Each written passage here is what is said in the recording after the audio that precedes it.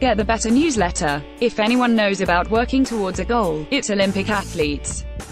And watching them dominate in the Winter Games is providing us with some major inspiration right now, to get up off the couch, put down the popcorn and get a workout in of our own. But a winter spent Netflix and chilling, with the occasional weekend run thrown in, it can leave us struggling to remember what an ambitious fitness routine even looked like. Which is why setting a specific goal, albeit at slightly lower stakes, and putting a training plan in place is a smart way to get back on track. Not exactly sure where to start? Ariane Perry, co-founder of Sweet Defeat and an Olympic trials qualifier in track and field, is here to help.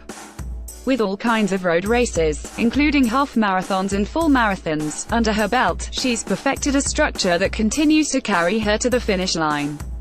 So why not use the Olympics as a catalyst to finally put your own training plan in place? Spring is right around the corner, so whether you have a half marathon on the calendar or finally signed up for that summer volleyball league, follow this formula to set yourself up for success. The 5 pillars of an effective training plan. It's tempting to take that newfound boost in motivation and jump right in.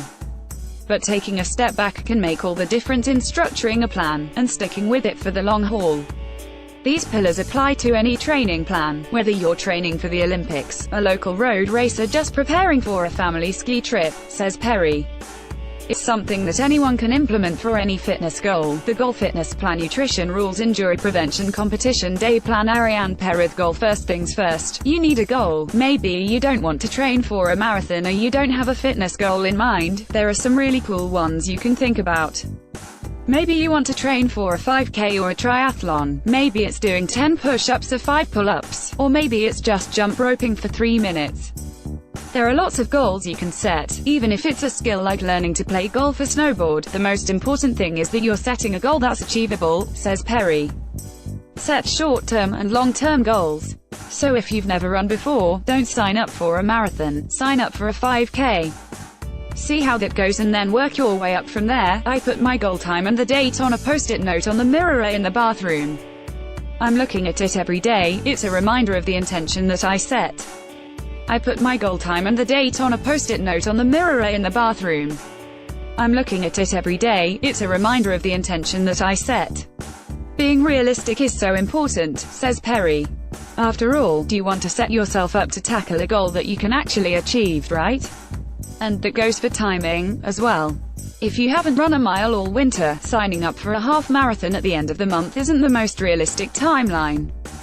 Be honest with yourself about what your current fitness level is and give yourself the right amount of time to train, says Perry. Have your goal in mind. Now grab a pen. The first aspect of setting a goal is to write it down. Make it real. Put it in your calendar, put it in your phone. Something that I do when I train for marathons is I put my goal time and the date on a post-it note on the mirror in the bathroom. I'm looking at it every day, it's a reminder of the intention that I set when I signed up for the race and I decided to go after that goal. Fitness plan. Now that your goal is in place, it's time to structure a plan that will map out your journey to get there. Fitness plans typically have 3 phases. Preparation, 1 to 6 weeks. During your preparation phase, you're getting into the habits that are going to get you through your training plan. So if you're training for a race, you're getting into the cadence of running and lifting and cross-training, and working that into your schedule. You're building a base fitness and getting comfortable with your training schedule. Competition, 7 to 12 weeks. This isn't actually the competition that you've entered. This is the meat of your fitness training program, the time where you're pushing yourself beyond your limit every week. So if you're running 3 miles the first week, you're running 4 the next. You're increasing your volume and intensity, you're competing with yourself. And if it's something you can actually compete in, or enter a race, do that. Taper, 1 to 2 weeks. This is really common in endurance events like triathlons and marathons, but sprinters, figure skaters and golfers also taper. It's the 1 to 2 weeks before your event where you're decreasing your volume, but you're not decreasing your intensity.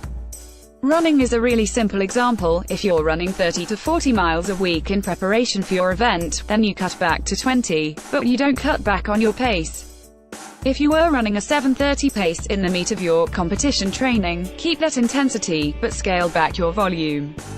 Tapirs have been shown to increase performance by 5 to 20%.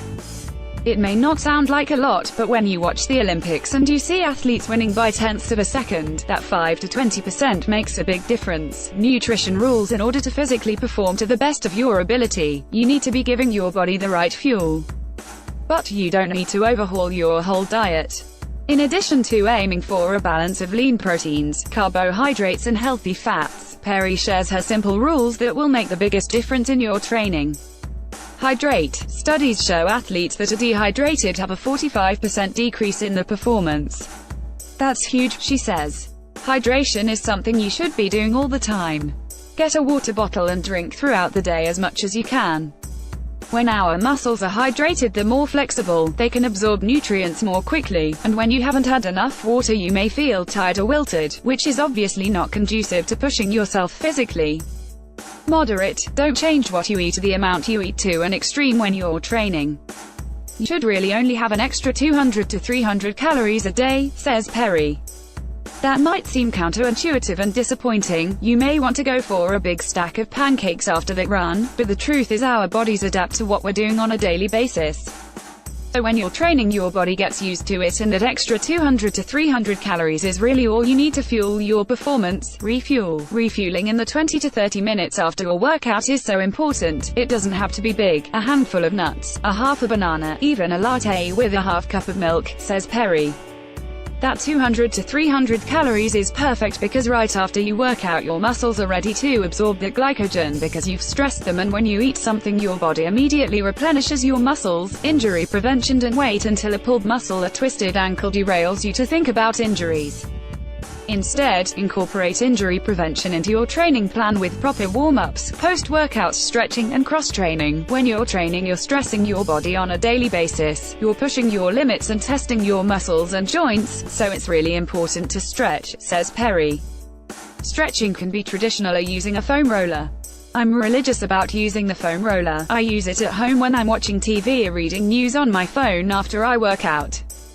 The way I prevent tightness in my IT band, and pain in my hip and knee, is by rolling. Studies show that stretching after your workout is key for preventing injuries. Another thing that prevents injury: cross-training. Olympians don't spend their entire training day doing their sport, says Perry. A figure skater, for example, is lifting weights, they are running, doing Pilates. The reason cross-training is so important is because it develops the small muscles that support the major muscles that really get fatigued when you're performing at your peak. So if you're training for a running event, maybe you jump on the elliptical or in the pool. It's still cardiovascular activity, but it's important to cross-train so that you don't overuse the same muscles, which can cause injury. Studies also show that there is a performance benefit to mixing up your workouts. For example, if you're working towards a marathon, you may want to consider adding a few days of strength training into your routine in addition to your runs. A 2016 meta-analysis that looked at the impact of strength training on running found a large beneficial effect, as it allowed the runners to use less oxygen when running at the same pace. The last thing to keep in mind to set yourself up for injury-free training is your equipment. You don't have to go crazy and make a big investment, but whatever fitness goal you set, it's important to have the right equipment, says Perry. If it's a running goal, go to your local running store and get fitted for a pair of shoes that are perfect for your gait. If you're trying to take on golf as a sport, definitely get fitted for some clubs. You can buy some used ones, but it's so important that you have that consistency throughout your training and something that is fit to your body's needs. Competition day: game plan as you work towards your event. Visualize what the day will look like and imagine yourself working through the feat. Studies show that visualizing success has a very tangible impact on the physical outcome, especially when it comes to fitness. One study conducted by the Cleveland Clinic Foundation found that mental training or imagining virtual workouts actually led to increased strength. A New Mexico State University study found similar results. Basketball players who imagined themselves throwing perfect free throws right before a game made more shots than those who didn't visualize their success. Basketball players who imagined themselves throwing perfect free throws right before a game made more shots than those who didn't visualize their success. Basketball players who imagined themselves throwing perfect free throws right before a game made more shots than those who didn't visualize their success. Visualizing your success the day of will also help you push through when training gets tough. This is going to keep you motivated and excited, says Perry. When you're out there doing your training, think about your fitness goal and how good it feels to meet that goal and succeed.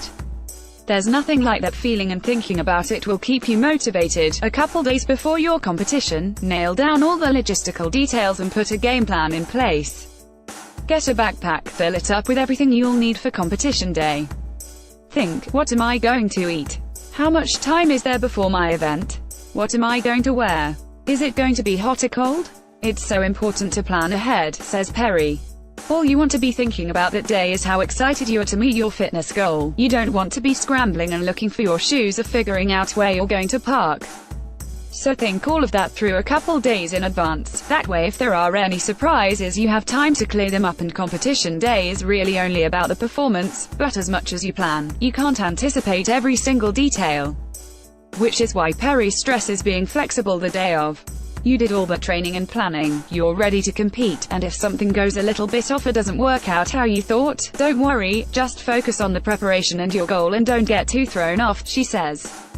This 5-step plan will carry you to the finish line. Once you successfully check your goal off the list, set another one and start the process over again. You may surprise yourself at how many fitness feats you're able to conquer with an effective training plan to help guide the way. Next, want to be happier? Think like a bronze medalist. Want more tips like these? NBC News Better is obsessed with finding easier, healthier and smarter ways to live. Sign up for our newsletter and follow us on Facebook, Twitter and Instagram.